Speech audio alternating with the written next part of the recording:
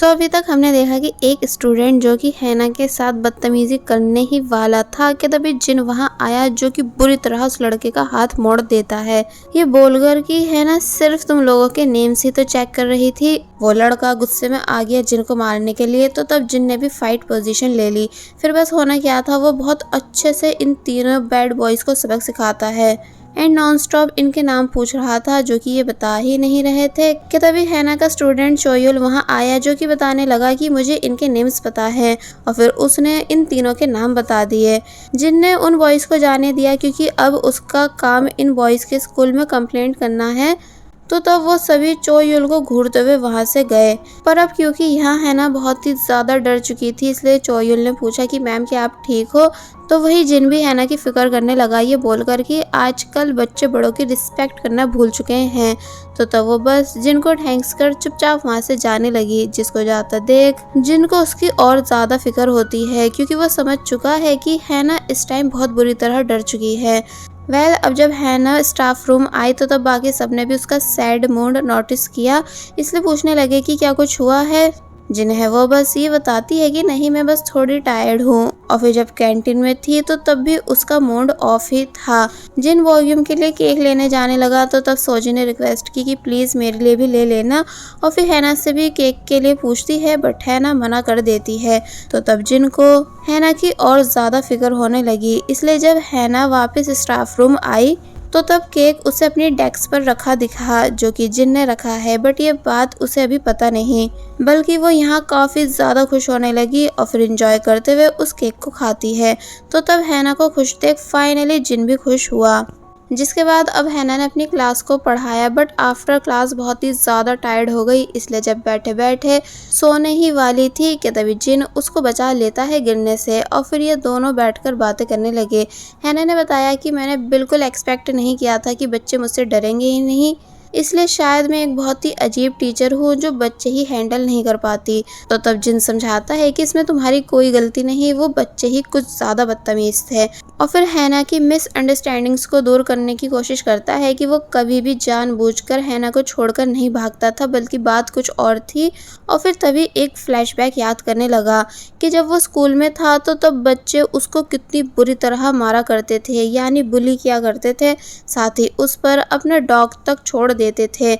इसलिए I think तभी से जिनको डॉग्स फोबिया है, जिस वजह से प्रेजेंट में वो ये सब हैना को बता ही नहीं पा रहा था। हैना बोली कि अगर तुम रीज़न बताने के लिए कंफर्टेबल नहीं हो तो इट्स ओके, क्योंकि सभी की कुछ ऐसी बातें होती हैं जिन्हें हम सिर्फ खुद तक ही रखना चाहते हैं, इसलिए कोई नहीं तुम मुझे कुछ मत बताओ, बल्कि मेरी साइड से सॉरी क्योंकि मैंने कल तुम्हें कुछ ज़्यादा ही सुना दिया था। जिन हैप्पी हुआ कि हैना उससे नाराज़ नहीं है, इसलिए थैंक्स करने लगा उसको समझने के लिए, और फिर तभी ये दोनों बातें करते हुए वहाँ से चले गए। जिसके बाद अब हम बोगियम को देखते हैं जो कि अपने स्टूडेंट से पूछने लगा कि अगर आप सभी को मौका मिले पास्ट में जाने का तो तब आप कौन से समय में जाना पसंद करोगे। और फिर तभी अपनी चॉइस बताता है कि मैं 1592 में जाना पसंद करूंगा क्योंकि उस टाइम में कुछ ऐसा हुआ था जो कि नहीं होना चाहिए था। कि तभी हमें उसी सन के कुछ मोमेंट्स दिखाए गए जहां जिन कुछ लोगों से बचकर भाग रहा है, जिसके साथ हैना और उसकी दोस्त भी थी। कि तभी यहाँ उसकी सभी से फाइट हुई जो कि काफ़ी देर तक चली, जिसमें वो बहुत ज़्यादा जख्मी भी हो गया, मगर एट लास्ट जीत जाता है। बट इस सीन का क्या मतलब है ये कुछ सही से बताया नहीं जाता, बल्कि अब प्रेजेंट में हम बोगियम को देखते हैं जो कि इन्हीं सभी बातों को सोचते हुए रिलैक्स फील कर रहा था। अब हमें हैना को दिखाया गया जो कि अपने फेस पर क्रीम लगा रही थी, और फिर तभी अपनी सिस्टर को जिनके बारे में बताने लगी कि मैंने आज फर्स्ट टाइम जिनको स्माइल करते हुए देखा जो कि बहुत क्यूट दिख रहा था, वरना आज से पहले मैंने कभी उसे स्माइल करते नहीं देखा। यूना हंसकर पूछने लगी कि कहीं अब तुम उसमें इंटरेस्ट तो नहीं लेने लगी हो, जिस पर हैना साफ मना करने लगी कि नहीं ऐसा कुछ नहीं है। तो तब वो उसे बाय कर अपने फ्रेंड्स के साथ पार्टी करने चली गई। और वही जिन जो कि रात में रनिंग कर रहा था कि तभी उसने देखा कि सामने से एक डॉग आ रहा है, जिसे देख उसे एक बार फिर अजीब लगने लगा, इसलिए उसने तभी अपनी डायरेक्शन चेंज कर ली। जिसके बाद अब हमें चोयुल को दिखाया गया, यानी वही लड़का जो कि हैना का स्टूडेंट है। बाय द वे वो पूरे घर में रैमन ढूंढ रहा है जो कि थे ही नहीं, इसलिए बोला कि कोई नहीं, मैं उन्हें कन्वीनियंस स्टोर जाकर खा आता हूँ। तो वही कन्वीनियंस स्टोर में हम देखते हैं कि यहाँ ऑलरेडी वही बैड बॉयज़ बैठे हैं जिनको हम सुबह देख चुके हैं, जो कि सुबह के ही बारे में बात कर रहे थे कि भला वो दोनों टीचर्स कौन थे और स्पेशली वो लड़का जिसने हमारे नेम्स बताए। कि तभी उन तीनों में से एक ने चोयुल को वहाँ आते हुए देख लिया। फिर बस होना क्या था, ये तीनों तुरंत चोयुल को परेशान करने आ गए अपना बदला निकालने के लिए। तो तब वो हल्की आवाज़ में काउंटर लेडी से पुलिस को कॉल करने के लिए बोल देता है। जिसके बाद अब हमें दिखाया जाता है कि हैना जो कि सो रही थी कि तभी उसे पुलिस स्टेशन से कॉल आई बुलाने के लिए। तो तब वो हैरान रह गई।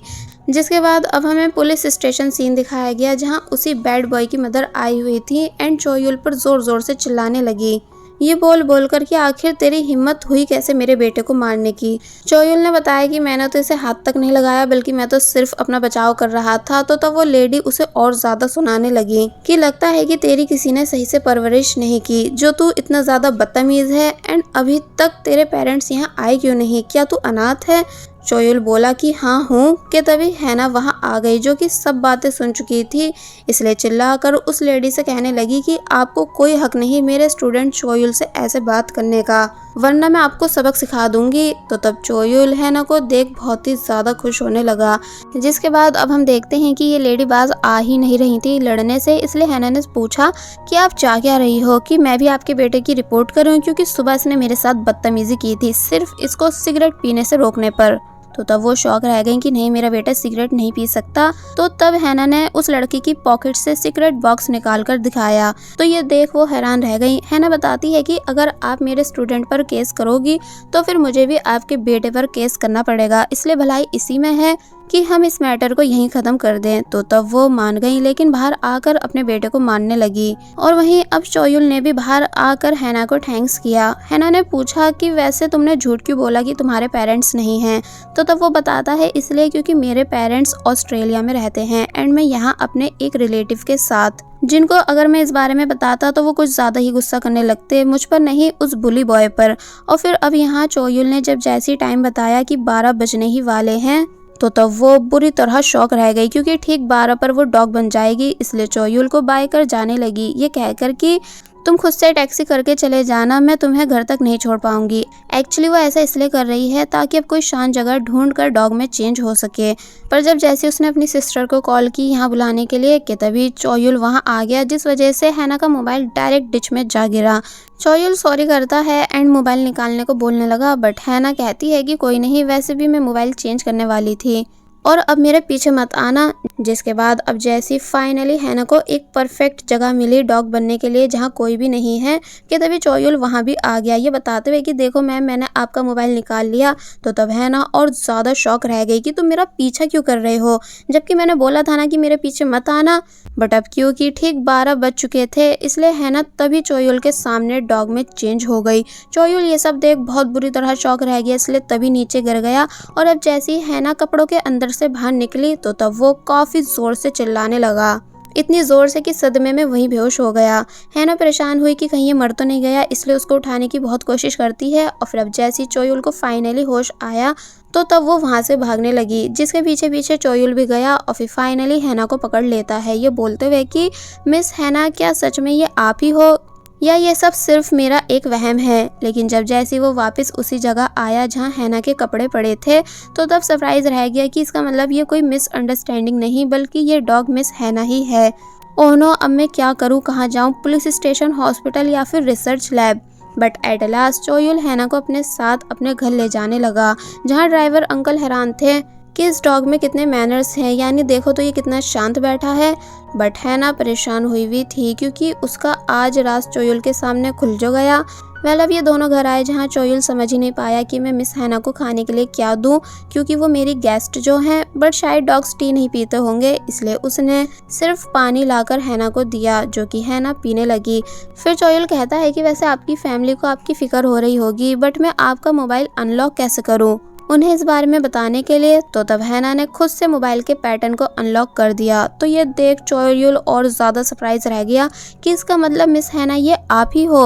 बट आप ऐसी क्यों बन गई, यानी क्या अब आप हमेशा ऐसी ही बन के रहोगी। इसलिए काफी ज्यादा जोर जोर से हैना के लिए रोने लगा।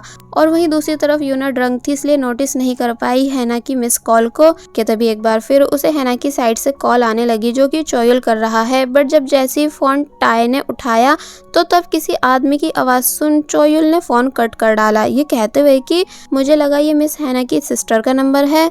नहीं, मैं इन्हें कुछ नहीं बता सकता क्योंकि किसी को भी इस बारे में बताना ठीक नहीं होगा। फिर जब जैसी वापस रूम आया तो तब हैना सो चुकी थी, इसलिए वो उसे क्यूट बोलते हुए उसकी फोटो क्लिक करने लगा, मगर तभी रुक जाता है ये कहकर कि मिस हैना की विदाउट परमिशन फोटो क्लिक करना अच्छा नहीं होगा। फिर बस काफी देर हो चुकी थी, इसलिए वो भी वहीं पर सो गया, जिस वजह से हैना अब यहाँ से भागने का सोचती है। पर अब क्योंकि डोर तो लॉक है, जिसको खोलने की वो बहुत ही ज्यादा कोशिश करने लगी कूद कूद कर, पर खोल नहीं पाई, इसलिए हार मानकर वहीं लेट गई, ये बोलते हुए कि अब मुझे 6 बजने का वेट करना ही होगा। फिर वो बहुत कोशिश करती है कि नहीं है ना, सोना नहीं है, सोना नहीं है, बट लाख कोशिश करने के बाद भी वो गहरी नींद में सो गई।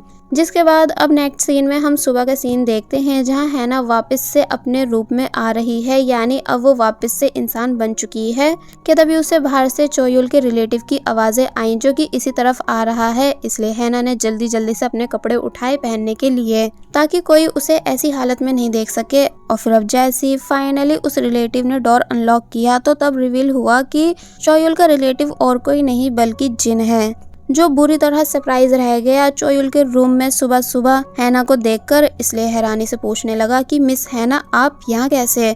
तो तब हैना भी शॉक रह गई, इसलिए कहने लगी कि नहीं, ऐसा नहीं हो सकता, यानी ये सब सिर्फ एक सपना है ना। और बस फिर इसी शॉकिंग सीन के साथ पार्ट 4 यहीं पर एंड हो जाता है। सो आई होप आप सभी को इस ड्रामा की एक्सप्लेनेशन पसंद आ रही होगी। बट ये ड्रामा ऑनगोइंग ड्रामा है, यानी अभी इसके सभी एपिसोड रिलीज नहीं हुए हैं, जो कि सिर्फ वीक में हुआ करेंगे, ठीक हार्ट बीट वैम्पायर ड्रामा की तरह।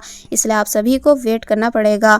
और फिर अब जैसी जैसी हर वीक एपिसोड को रिलीज किया जाएगा तो तब उन्हें मैं टाइम से अपने चैनल पर अपलोड कर दूंगी। सो आप सभी प्लीज तब तक वेट कीजिए। एंड अगर आप सभी ने अभी तक हमारे चैनल यानी बेबो एक्सप्लेन को सब्सक्राइब नहीं किया है तो आप सभी प्लीज चैनल को सब्सक्राइब कर दीजिए एंड याद से बेल आइकन को भी प्रेस कर दीजिएगा, ताकि इस ड्रामा के किसी भी पार्ट की नोटिफिकेशन आपसे मिस नहीं हो। Thank you.